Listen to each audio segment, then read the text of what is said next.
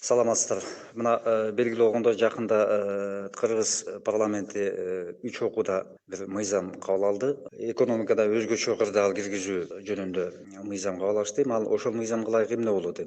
Министрлер кабинетине төмөндөгүдөй ашыкча укуктар берилет да. Биринчиден жанагы салыктардын жана жыйымдардын, төлөмдөрдүн, жеңилдиктердин бошотуу, салыктан бошотуу, салыктын өлчөмүн көбөйтүп азайтуу сыяктуу алым жыйымдардын санын көбөйтүү, алардын мөөнөтүн жана башка жөнгө салуучу чечимдерди өзү жеке кабыл алат. Экинчиден, кем байлыктарды, мамлекеттик сатып алууларды жана башка лицензияларды берүү, ошолорго пайдалануу укуктарын теске салуу, тескөө укуктарын, эрежелерин, жол жоболорун министрлер кабинети өзү өзгөртө алат. Бюджеттин киреше жана чыгаша бөлүгүн өзү өзгөртө алат. Бул муну атайын белгилеп атабыз, анткени бюджетке өзгөртүүлөр, толуктоолор жана башкалар ошо жогорку кеңештин макулдугу менен, чечими менен кабыл алынча, муну министрлер кабинети өзү чече турган болуп атат да.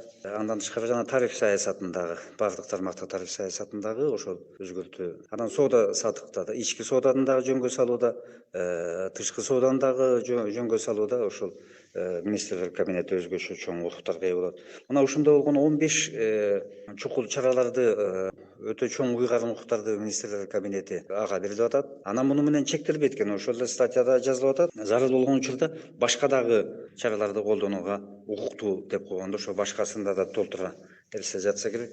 Албетте бул Кыргызстандын 30 жылдыгына ушул экономикада өзгөчө кырдаал киргизүү менен белгиленген турат окшойбуз. Бул мыйзамдын демилгечилери финансы жана экономика министрлиги, министрлер кабинети же бул ушул экономикада кырдаалды оңдоо үчүн азыркы абалды, азык түлүк коопсуздугун жана башка кооптуу жагдайларды жөнгө салуу, ошол кризистен чыгуу үчүн убактылуу чара деп атышат. Андай бизнести чектөө, анын муунду кысынтууга жол берилбейт, инвестициялык климатка шек келбейт.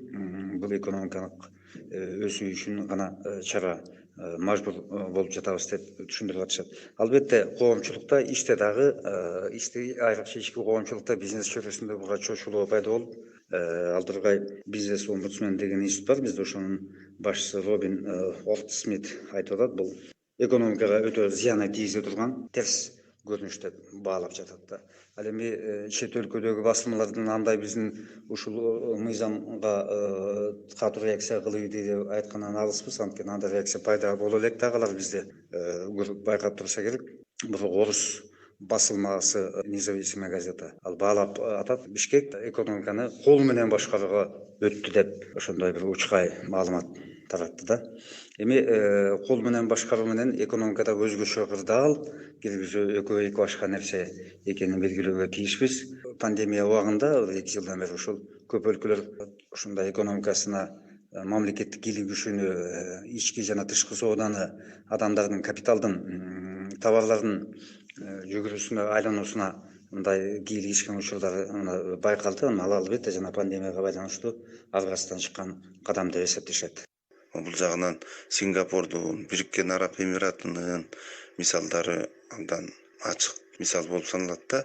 Алар кыска убакыттын ичинде ушундай бир ийгиликтерге жетишип, өлкөнү көтөрө алышты да. Бул жерде эң башкысы ушу жанагындай мыкты экономикалык идеяларды киргизип жатышпайбы? Мисалы, азыркы күндө ушу Москваны дүйнөдөгү эң ири финансылык борборго айлантуу аракети жүрүп атат да. Көптөгөн өлкөлөр жанагындай чукул ушундай бир экономикалык чараларга барып, анын натыйжасы ушул айланып келип эле ушул инвесторлорго, өндүрүшчүлөргө юридикалык комфорт түзүү аракетин көрүп жатышат да. Мына ошол юридикалык укуктук эркиндик акыр аягында сот өндүрүшүндө керек болсо, укук тармагында абдан бир көптөгөн бир демократиялык чечимдерге келгенге, натыйжада инвестициянын, инвесторлордун көбөйүүсүнө алып келет экен да. Бул жагынан өкмөт жанагындай бир оперативдүү чече турган бир катар чараларды, чукул чараларды киргизип, убактылуу анан кайра алып турушат экен да.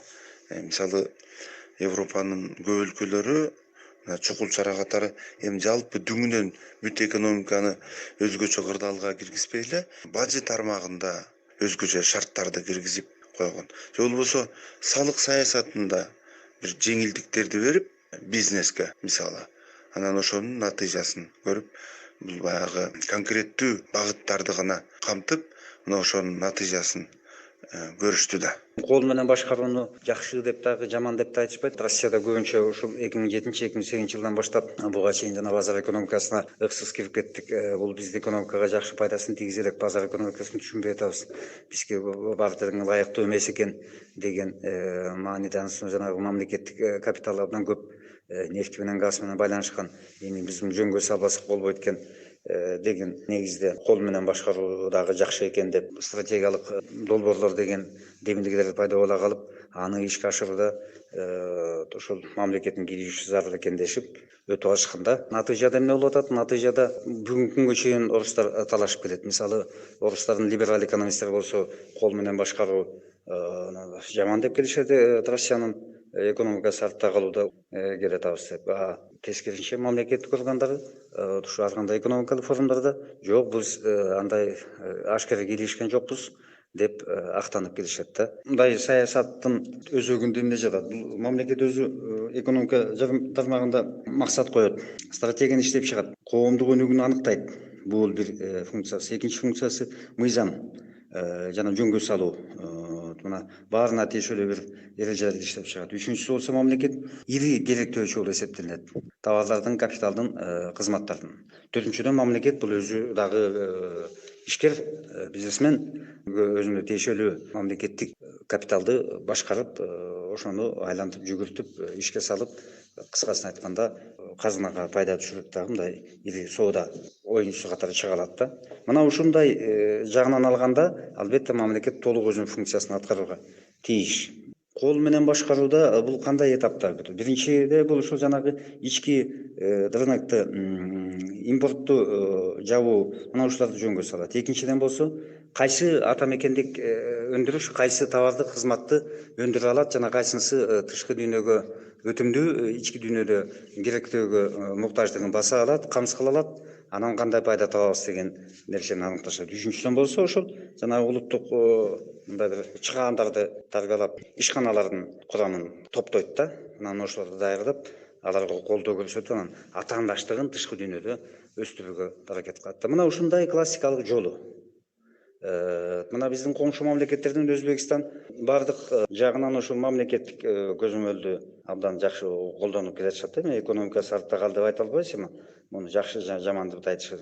Кытай мамлекеттин кийлигишүүсү абдан чоң, бирок ошол учурда Кытай дүйнөдөгү ири капиталга ээ, абдан тез, ыкчам, масштабтуу өнүгүп жаткан, амбициясы жетиштүү өлкө болуп алдыга чыгып атат да. Кытайдын дүйнөгө таасиринин эң негизги фактору бул экономикасы болуп эсептелет. Муну акшсы дагы, башкасы дагы, атаандаштары дагы, коңшулары дагы, жакындары дагы моюнга ала турган